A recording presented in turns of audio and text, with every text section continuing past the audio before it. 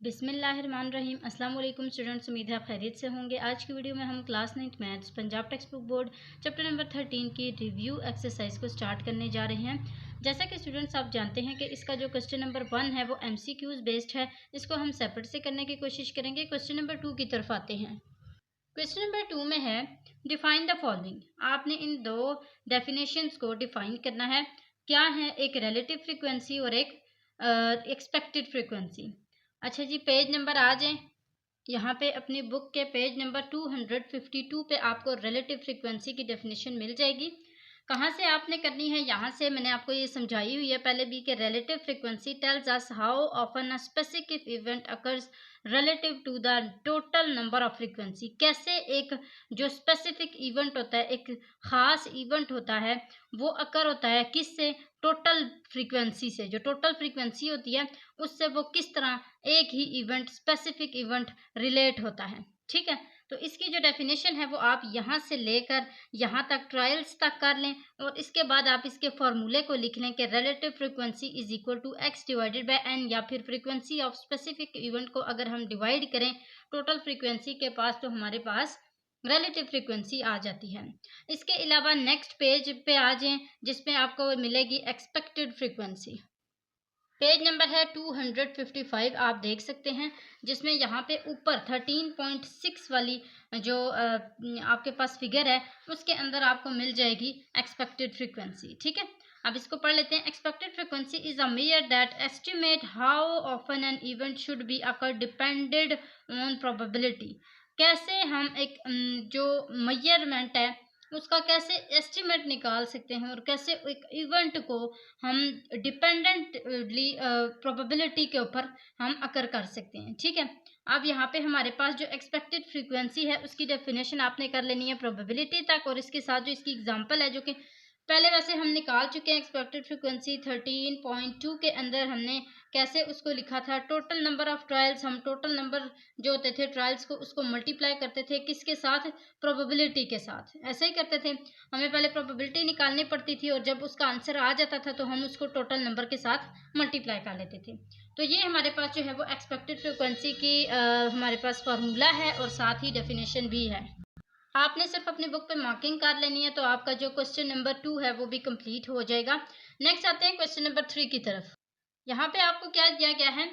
N urn contains 10 red balls. एक urn है जिसके अंदर कितने?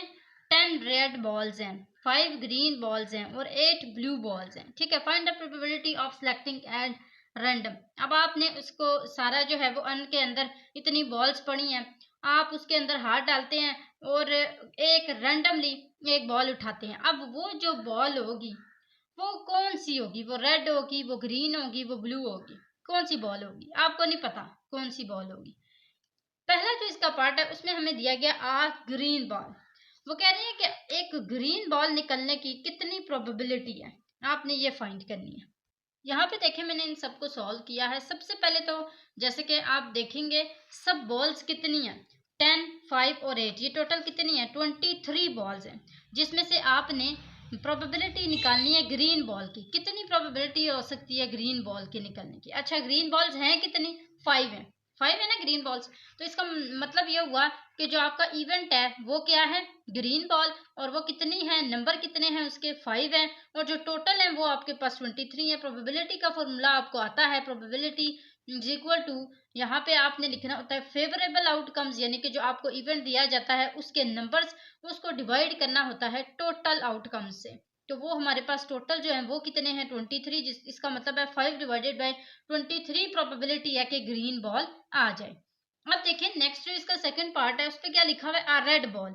जैसे आपने ग्रीन बॉल की प्रोबेबिलिटी निकाली है इसी तरह आपने रेड बॉल की निकालनी है। अब रेड बॉल देखें, रेड बॉल्स कितनी है? 10। इसका मतलब है कि जहां पे आपके पास इवेंट रेड ग्रीन बॉल था वहां पे आपने रेड बॉल लिख लेना है और इसको कोई सा भी नाम दे दे। मैंने B, A, B, C, D सबको नाम दिए। ठीक है, अब यहाँ पे देखें मैंने ए जो है वो बी इज इक्वल किया है, यहाँ पे बी लिखना है। ठीक है, बी इज इक्वल किया है किसके? रेड बॉल्स के। और इसको मैंने कहा है कि ये नंबर्स कितने हैं इसके? 10 है।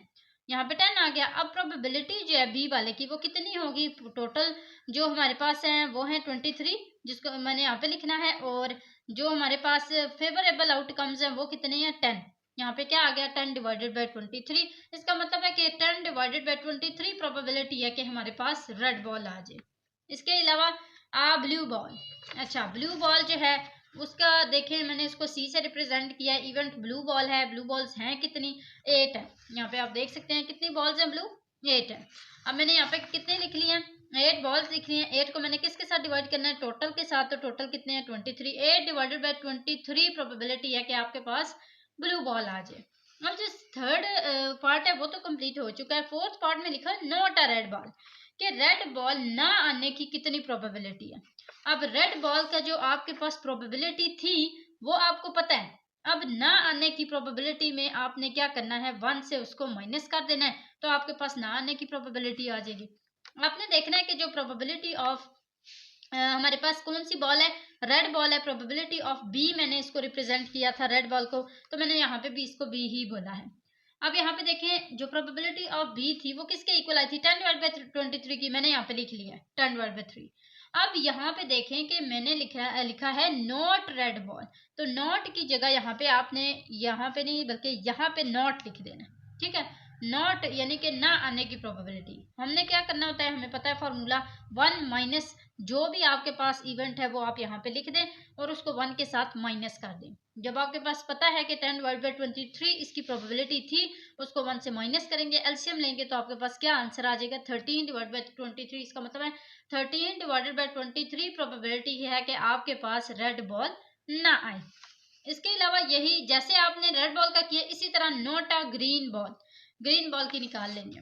अब आपको पता है कि ग्रीन बॉल जो है उसको हमने किससे रिप्रेजेंट किया था ए से, और इसकी प्रोबेबिलिटी कितनी आई थी 5 डिवाइडेड बाई 23। मैंने यहाँ पे लिख ली थी कि प्रोबेबिलिटी ऑफ ए हमारे पास 5 डिवाइड बाई 23 आई है, और इसको मैंने नॉट लिखना है तो 1 माइनस करूंगी 5 डिवाइड बाई 23 एलसीएम लूंगी। आंसर क्या आ जाएगा 18 डिवाइड बाई 23। इसका मतलब है 18 डिवाइडेड बाई 23 प्रोबेबिलिटी है कि आपके पास ग्रीन बॉल ना आए। नेक्स्ट आते हैं क्वेश्चन नंबर 4 की तरफ। अच्छा जी क्वेश्चन नंबर 4 को पढ़ लेते हैं। 3 coins are toss together. 3 coin जो है ना उनको इकट्ठे टॉस किया गया है। What is the probability of getting. अब पहला जो है उसमें क्या दिया गया एग्जैक्टली 3 हेड्स। ऐसा हो सकता है कि तीनों के अंदर हेड आ जाए। कितनी प्रोबेबिलिटी है कि तीनों हेड्स आएंगे। सबसे पहले तो आपने क्या करना है सबकी जॉइनिंग बना लेनी है। 3 आपके पास हेड होंगे 3 टेल होंगे। किस किस इवेंट में वो आ सकते हैं, यानी कि आपके पास ऐसा हो सकता है कि एक जो कॉइन है उसके अंदर हेड आ जाए, दूसरे के अंदर टेल आ जाए, तीसरे के अंदर भी टेल आ जाए। इसी तरह ऐसा भी हो सकता है एक के अंदर हेड आ जाए, एक के अंदर टेल आ जाए, एक के अंदर हेड आ जाए। ऐसा भी हो सकता है 2 के अंदर हेड आ जाए, एक के अंदर टेल आ जाए। तो इस तरह आपने जितनी भी पॉसिबिलिटीज हैं कि कौन कौन सी आ सकती हैं उन सबको पहले आपने लिखना है। ठीक है उन सबको लिखना है कि कितनी इसकी जो इवेंट्स हैं वो बन सकते हैं। अब यहाँ पे मैंने क्या किया है क्वेश्चन नंबर 4 में सबसे पहला जो काम किया है वो यही किया है कि कितनी इसकी जो इवेंट्स हैं टोटल वो कितने टोटल जो आउटकम्स हैं वो कितनी आ सकती हैं। जैसे मैंने यहाँ पे लिखा एक के अंदर हेड आया, दूसरे के अंदर भी, तीसरे के तीनों के अंदर हेड आ रहा है। इसी तरह 3 कॉइन्स है ना, तीनों में एक हेड आ गया, 2 टेल्स आ गए, एक में हेड टेल आ गया, दूसरे में हेड। इस तरह सब में जितनी भी पॉसिबिलिटीज थी मैंने सारी लिखी हैं और ये टोटल कितनी बनती है 8। अब उन्होंने बोला था एग्जैक्टली 3 हेड्स, तीनों हेड आ जाए। तो मैंने यहाँ पे क्या लिखा तीनों हेड कितने हैं एक ही है। एक ही ऐसी पॉसिबिलिटी है जिसके अंदर हमारे पास तीनों हेड आ सकते हैं। तो मैंने यहाँ पे नंबर ऑफ ए किसके इक्वल किया है 1 के। प्रोबेबिलिटी का फॉर्मूला लिखा है और 1 डिवाइडेड बाय टोटल आउटकम्स कितने थे 8। इसका मतलब है 1 डिवाइडेड बाय 8 आंसर आ गया। अब जो दूसरा है उसमें लिखा एटलीस्ट 2 टेल्स। अब आप देखें ये जो मैंने यहाँ पे टोटल आउटकम्स बनाए थे उसमें से कौन से ऐसे हैं जिसके अंदर कम अज कम 2 टेल्स हों। तीनों भी हो सकते हैं लेकिन 2 कम अज कम होने चाहिए कम अज कम। तो यहाँ पे देखें इसमें भी 2 हैं, इसमें भी 2 हैं, इसमें भी 2 हैं, इसमें 3 है। ठीक है ये बिल्कुल ठीक जा रहा है। एक नहीं होना चाहिए कम से कम 2 होने चाहिए। अब यहाँ पे देखें मैंने इसको बी का नाम दिया है तो नंबर ऑफ बी कितने हो गए 1 2 3 4। इसका मतलब है यहाँ पे 4 जो है वो फेवरेबल आउटकम्स आ चुकी हैं जिसको मैंने डिवाइड करना है टोटल के साथ। टोटल आपको मैंने पहले बता दिए थे कितने हैं 8। तो 4 1 time 4 2 time 1 divided by 2 probability है कि तीनों जो है वो हमारे पास एटलीस्ट 2 टेल्स यानी कि ऐसे तीनों में आ सकता है कि कम से कम 2 टेल्स आ जाए। प्रोबेबिलिटी क्या है कि कम से कम 2 में टेल आ जाए और वो कितनी है 1 डिवाइडेड बाई 2 प्रोबेबिलिटी है। अच्छा जी थर्ड जो है उसको देख लेते हैं। इसमें क्या है नॉट एटलीस्ट 2 हेड्स। वो कह रहे हैं 2 हेड्स जो है ना वो कम से कम ना आए। अब सबसे पहले तो आपने ये प्रोबेबिलिटी निकालनी है कि अगर 2 हेड्स आए तो फिर कितनी प्रोबेबिलिटी होगी। ठीक है, तो मैंने इसके लिए क्या किया, सब में देखा कि कम से कम किसके अंदर 2 हेड्स हैं। मैंने देखा यहाँ पे 4 ऐसे एलिमेंट्स हैं जिनके अंदर 2 हेड्स हैं। मैंने देखा जब नंबर कितने हैं, 4 हैं, तो वो मेरे पास क्या आ गए, फेवरेबल आउटकम्स, जिनको मैंने टोटल आउटकम से डिवाइड किया तो मेरे पास 1/2 आंसर आया। अब ये तो वो है जो कम से कम आ सकते हैं। मुझे क्या चाहिए, नॉट एटलीस्ट 2 हेड्स, जिसमें कम से कम 2 हेड्स ना आए। और आपके लिए इसका आंसर निकालना इसलिए जरूरी है क्योंकि आप इस आंसर को 1 से माइनस करेंगे तो आपके पास पी नॉट का आंसर आएगा, यानी कि जो आपके पास सी वाला है उस नॉट का आंसर तभी आएगा जब आपके पास पी और सी होगा, प्रोबेबिलिटी ऑफ सी होगा। मैंने इनको माइनस किया है तो मेरे पास 2 - 1/2, 2 में से 1 निकाले 1/2, इसका आंसर आ चुका है, जो कि इसका थर्ड पार्ट था। अच्छा, नेक्स्ट इसका जो लास्ट पार्ट है वो कह रहे हैं नॉट एग्जैक्टली 2 हेड्स। वो कह रहे हैं कि 2 हेड्स ना आए एग्जैक्ट। तो ऐसे आपने सबसे पहले बताना है कि किस किस में 2 हेड्स आ सकते हैं। यहाँ पे देखिएगा मैंने लिखा है कि नॉट एग्जैक्टली 2 हेड्स। सबसे पहले देखें यहाँ पे मैंने इसका जो आंसर निकाला है वो सबसे पहले 2 हेड्स का निकाला है। ठीक है, अब देखें इसमें से ये सारे एलिमेंट्स जिसके अंदर 2 हेड्स थे। ठीक है, अब जो 2 हेड्स थे वो सारे यहाँ पे कितने हो गए, 3 आ गए। अब देखें 3/8 के इक्वल आया है, तो इसका मतलब ये हुआ कि नॉट को हटाने के लिए हमें क्या करना पड़ेगा, 1 से माइनस करना पड़ेगा जो भी हमारे पास प्रोबेबिलिटी आई थी उसके साथ। तो 3/8 के साथ इसको माइनस किया, हमारे पास आंसर क्या आ गया, 5/8।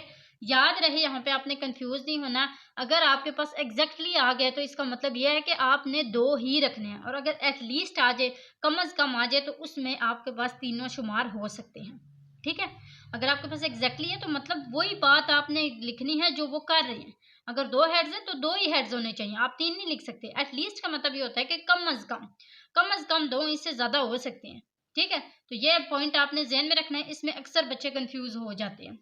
अच्छा जी, आगे आते हैं क्वेश्चन नंबर 5 की तरफ। अ card is drawn from a well shuffled pack of 52 playing cards. मैंने आपको कल भी बताया था 52 प्लेइंग कार्ड्स के बारे में। ये जो ताश वगैरह खेलते हैं इनके 52 प्लेइंग कार्ड्स होते हैं। What will be the probability of getting. अब ये हमने प्रोबेबिलिटी बतानी है कि हमें क्या मिलेगा। ठीक है, अच्छा सबसे पहला जो इसका ऑप्शन है वो क्या है कि किंग और जैक ऑफ रेड कलर।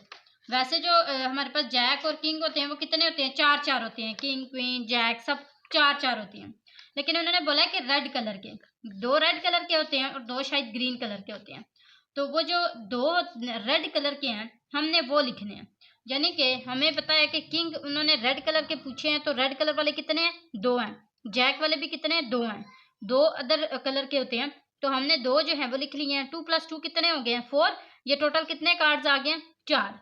और बाकी जो हमारे पास टोटल आउटकम थे वो कितने थे, 52 प्लेइंग कार्ड्स थे। इसका मतलब है कि जो प्रोबेबिलिटी होगी इसकी वो कितनी होगी, 4 कार्ड्स वो वाले हो गए, और इनको डिवाइड कर दिया किसके साथ, 52 के साथ, दोनों को कट किया तो आंसर क्या आ गया, 1/13। इसका मतलब है 1/13 प्रोबेबिलिटी है आपके पास कि आपके जो किंग और जैक रेड कलर के आएंगे। ठीक है, अच्छा अब नेक्स्ट जो इसका पार्ट है वो क्या है, इसमें है कि not 2 of club and spade. ठीक है, अब इसका मतलब यह है कि हमारे पास 2 जो है क्लब और स्पेड वो नहीं आएंगे। नहीं से मुराद है माइनस करना है। ठीक है, आपको पता अब लग गया होगा। तो नंबर ऑफ प्रोबेबिलिटी जो बी है वो टोटल कितने, 2 उन्होंने लिख दिया था ना, 2 ऑफ क्लब शेप। तो इसका मतलब है कि हमने प्रोबेबिलिटी जब निकाली तो इसको 2 को डिवाइड करना है किसके साथ, 52 के साथ। ऑब्वियसली हमारे पास टोटल आउटकम्स जो है वो 52 ही है। अब हमने इसका जब नॉट निकालना है, हमें नॉट दिया गया ना, not 2 of club and spade, तो हमने क्या करना है, इसको नॉट को फाइंड करने के लिए 1 के साथ प्रोबेबिलिटी ऑफ बी को माइनस करना है। तो हमारे पास आंसर आएगा 52 - 2 डिवाइडेड बाय 52। जब हम 50 को डिवाइड करेंगे 52 के साथ तो आंसर क्या आएगा, 25 डिवाइडेड बाय 26। यानी कि इतनी प्रोबेबिलिटी है कि हमारे पास 2 जो है वो क्लब और स्पेड के ना आए। ठीक है, अब क्वेश्चन नंबर 6 जो है उसमें क्या है कि 6 coins are toss 600 time. 6 coins हैं जिनको कितनी दफा टॉस किया गया, 600 मरतबा। The number of occurrence of tails are recorded. Number of tails जो है ना, हेड की बात नहीं की, वो कह रहे हैं कि जो टेल्स है ना वो इतने हमारे पास नंबर ऑफ टेल्स इतने आ सकते हैं। हेड की बात हुई ही नहीं है। और नंबर ऑफ टेल्स जो हैं वो इसमें 110 मरतबा जीरो में आया है, एक 90 मरतबा, एक में इस तरह 105 मरतबा, टू में, सबका जो है ना हमारे पास डिस्ट्रीब्यूशन कर दी गई है। अब इस डिस्ट्रीब्यूशन में सिर्फ नंबर ऑफ टेल्स बताए गए हैं और वो कह रहे हैं कि आपने क्या फाइंड करना है, आपने रिलेटिव फ्रीक्वेंसी फाइंड करनी है। तो रिलेटिव फ्रीक्वेंसी को फाइंड करने के लिए आपको अभी फार्मूला बताया, जब मैं आपको अभी डेफिनेशन पढ़ा रही थी तो मैंने आपको सारा फार्मूला बताया था ना रिलेटिव फ्रीक्वेंसी का। क्या होता है, x डिवाइडेड बाय n, जिसका मतलब है हमने हर स्पेसिफिक फ्रीक्वेंसी को डिवाइड करते जाना है टोटल फ्रीक्वेंसी के साथ। टोटल फ्रीक्वेंसी हमारे पास कितनी है, 600।